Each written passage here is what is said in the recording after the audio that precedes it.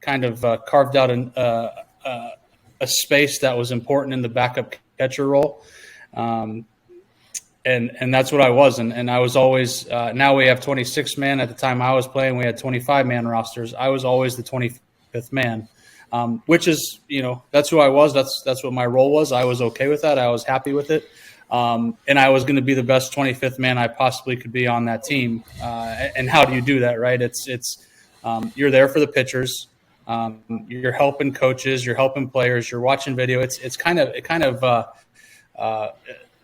led me into a path into coaching, because as a player, especially towards the end of my career, that's what I was doing. I was basically an assistant to the coaches while playing once a week. So, and again, it's hard. It's the backup quarterback in the NFL, right? You have to be prepared to play that one time, and you have to perform.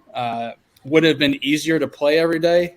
Probably, to get more reps, but that wasn't my role. So a lot of bullpens, a lot of standing in on bullpens, a lot of conversations with the pitchers and coaches, and an extension of the pitching coach, really.